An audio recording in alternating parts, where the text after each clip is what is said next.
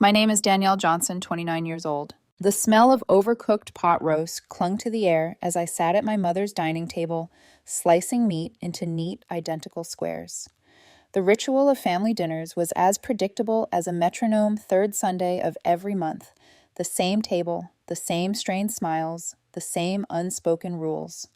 Silence was survival. The scrape of a chair leg, the burst of footsteps, and then the door flung open with theatrical flair. Jessica arrived 23 minutes late, of course, swinging her designer Hermès bag like it was a battle flag. The room shifted toward her as though pulled by an invisible tide. "You literally cannot imagine the suite they gave me," she declared, before even removing her coat, tossing her keys into the air like confetti. Top floor of the Bellagio fountains sparkling right outside my window. Egyptian cotton sheets, 24-hour champagne service. Divine. Mom's face lit up in that familiar way, a soft glow reserved only for Jessica.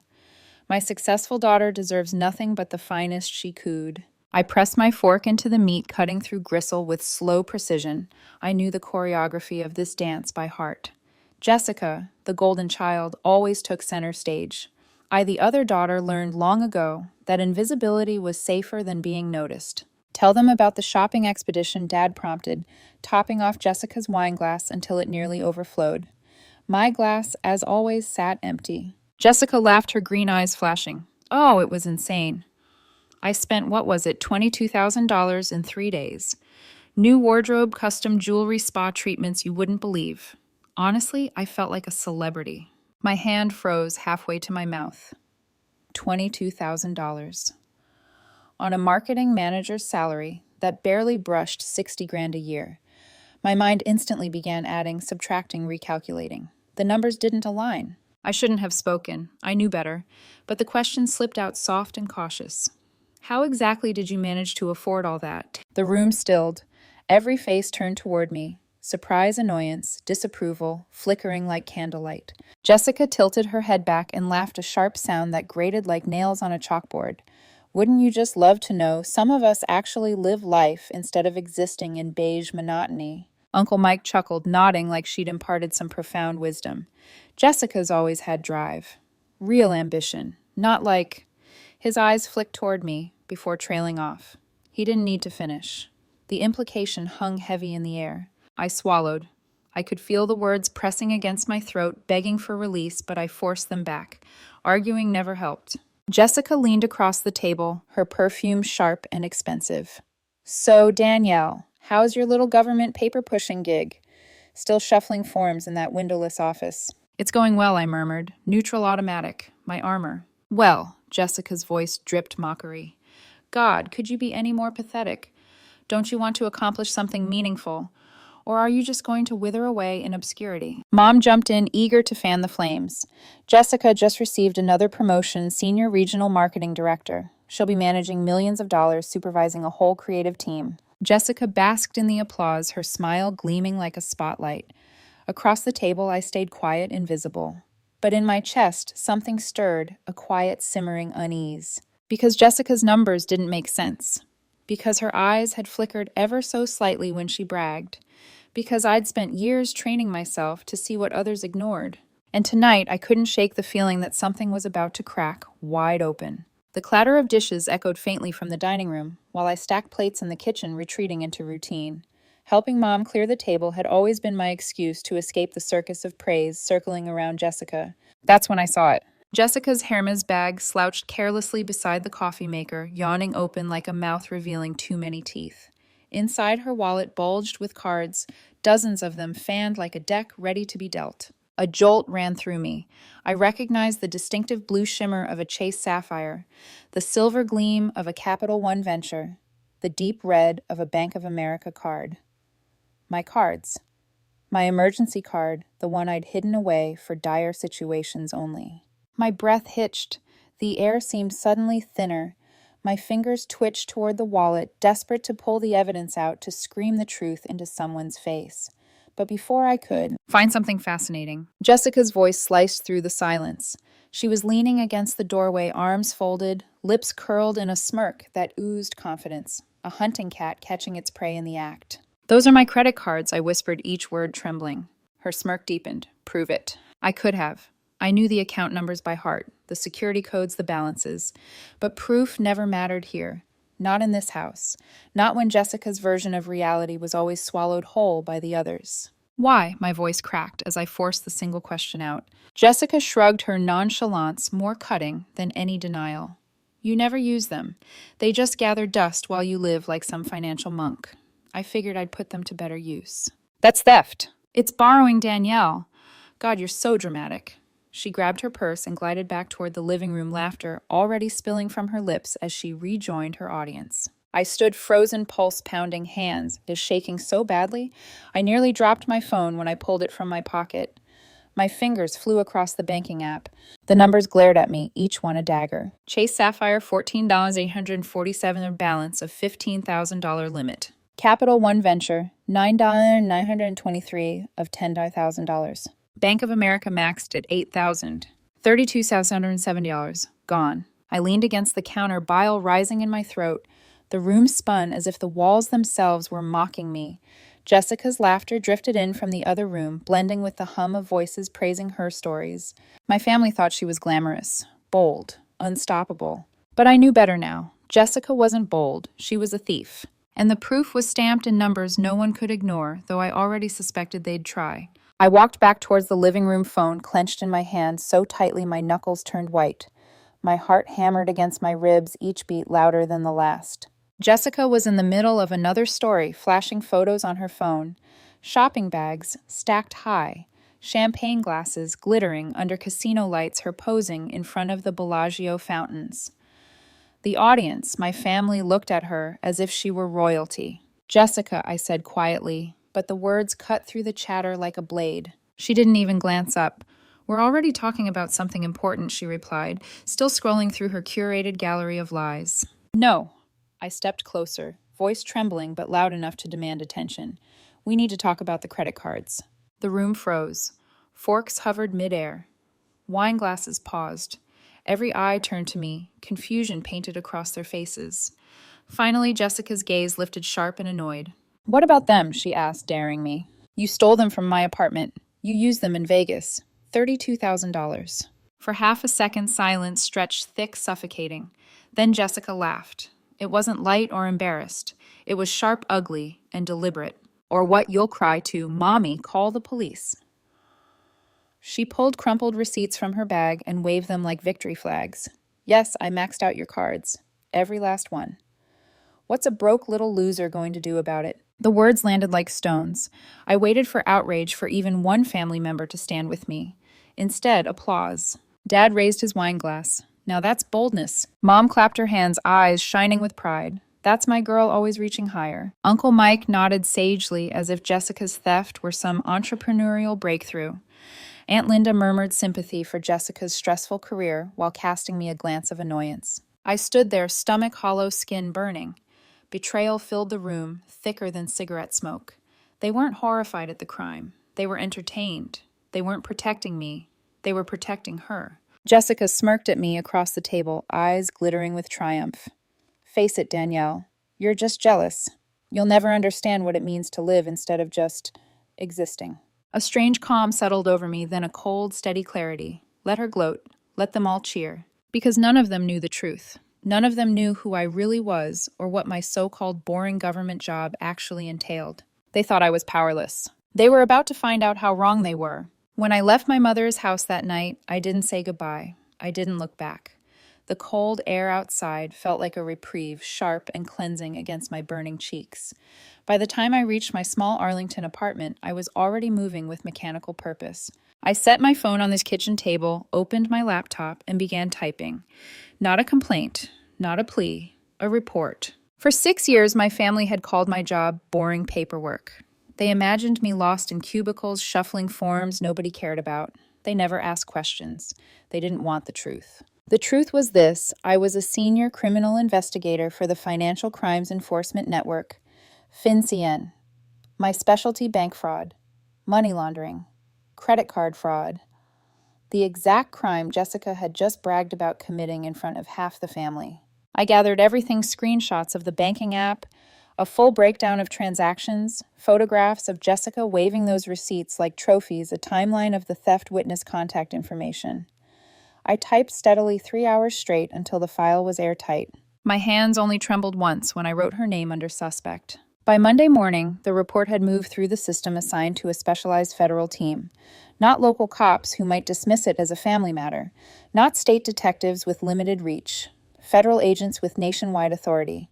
Jessica's spree crossed multiple states, multiple banks, multiple statutes. At 9:15 a.m. Tuesday, my supervisor called. Deputy Director Martinez never wasted words. This is personal. Yes, sir, I said. Do you want to recuse yourself? Hand it off. I hesitated only a moment. No, I can remain objective. Martinez paused, his voice softer. Objectivity doesn't mean immunity. When your family finds out, they'll see you differently. I already know that, I replied. By Wednesday afternoon, his prediction came true. At 2:33 p.m., my phone lit up Mom's face on the screen. Her voice was frantic, trembling. Honey, something terrible has happened to Jessica. Men in suits came to her office in front of everyone. They said, bank fraud, federal charges. It has to be a mistake. It's not a mistake, I said. The silence on the other end was long and jagged. Then slowly, what do you mean? I mean, I filed the report. I turned her in. You called the police on your own sister? No, I called federal law enforcement because she committed multiple federal crimes against me. Mom's voice cracked.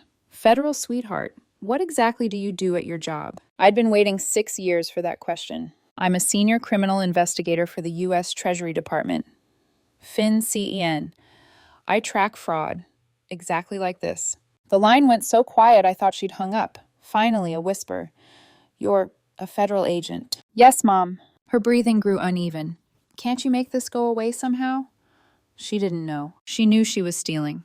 Ignorance of my job doesn't change the law. She crossed a line. Mom began to cry. I held the phone against my ear, staring at the walls of my small apartment.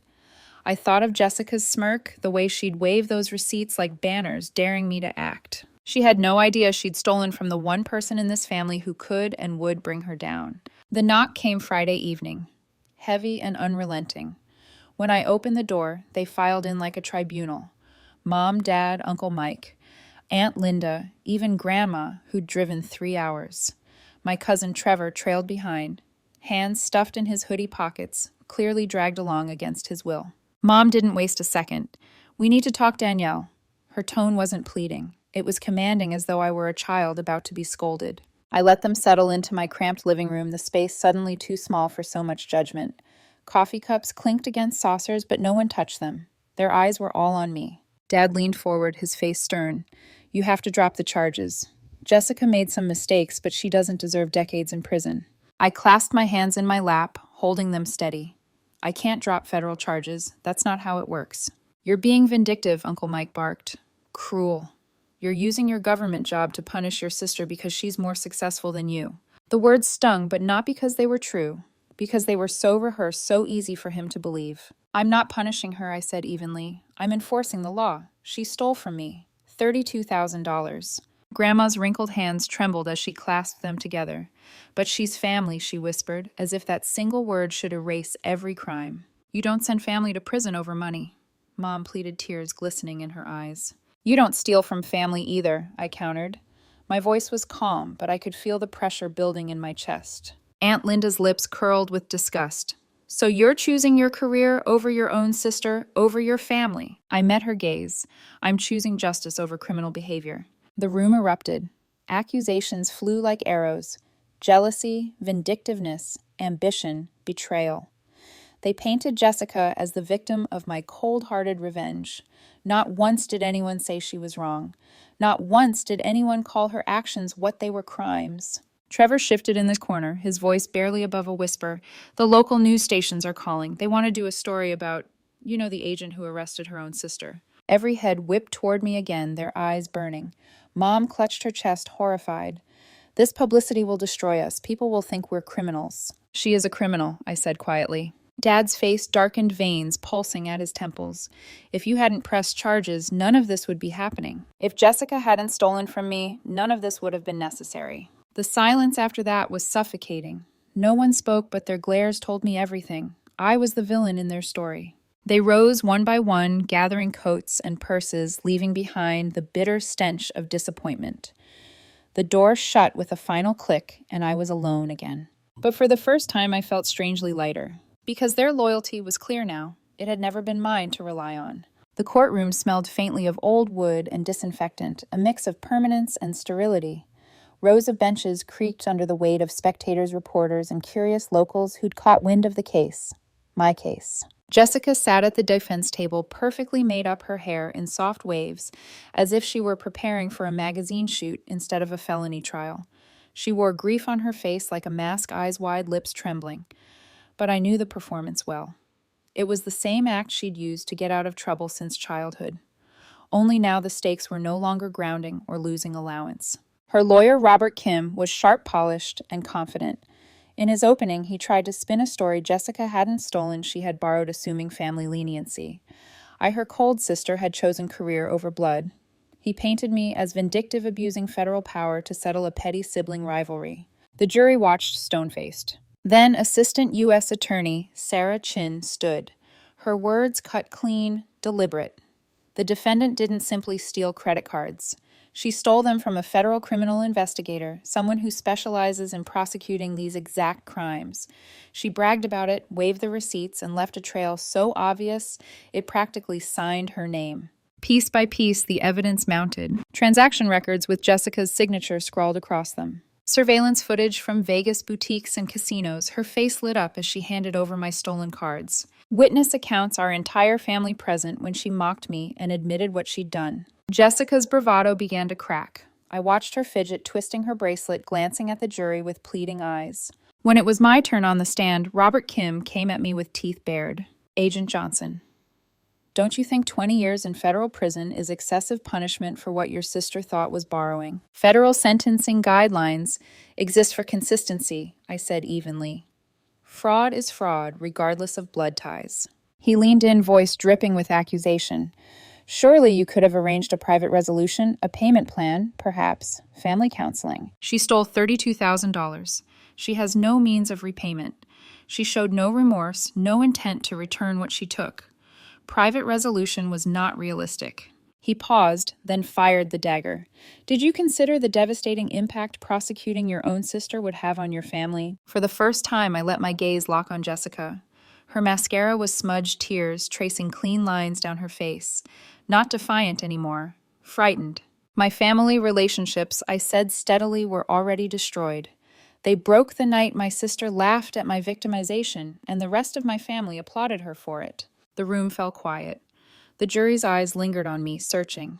And for the first time, I saw sympathy not for Jessica, but for me. Deliberation took only 47 minutes. Guilty, the foreman read, on all counts. Jessica's knees buckled and she clutched the table as the verdict sank in. Mom sobbed openly in the gallery.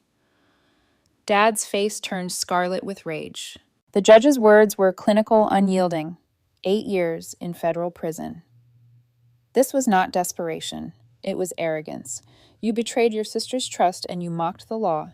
Actions have consequences. At the sentencing, Mom shot to her feet, her voice shrill and raw. She was your sister. How could you destroy her like this? I wanted to scream back. How could she rob me? But I stayed silent. The badge demanded composure. The gavel came down. 8 years. The day Jessica was sentenced, the phone wouldn't stop ringing. Reporters asking for interviews, colleagues calling with questions, family members screaming down the line. I ignored every one of them. Instead, I poured a glass of wine and sat in silence, staring at the wall of my small apartment. I didn't feel triumphant. I didn't feel vindicated. I felt hollow, like someone had carved out the center of me and left nothing but exhaustion. By evening, my supervisor called. How are you holding up, Johnson? I'm managing, I said. No, you're not. Nobody could. Take 3 weeks of leave. That's an order. And so I did. I drove south to the Smoky Mountains, where cell reception was unreliable and the trails stretched endlessly under the open sky. I hiked until my legs burned, sat beside rivers that drowned out my thoughts, and tried to remember who I was outside of being a victim, an investigator, or a sister. When I returned, the media storm had moved on. Other scandals filled the airwaves, but the rift with my family remained. Jessica served 5.5 years of her 8-year sentence. Not once did she write me. Not once did she apologize. Not once did my parents acknowledge what she had done to me. They visited her, sent her commissary money, and begged me to do the same. I never did. 4 years later, I was promoted to Assistant Director of Criminal Investigations at FinCEN. The case that had shattered my family also cemented my reputation, unflinching, incorruptible, unwilling to bend even for blood. I never married. I never had children. The family ties I'd once clung to dissolved, replaced by the steel framework of my career. But I built something lasting, a legacy of standing firm where others might falter. Sometimes late at night, reviewing case files in the quiet hum of the office, doubt creeps in.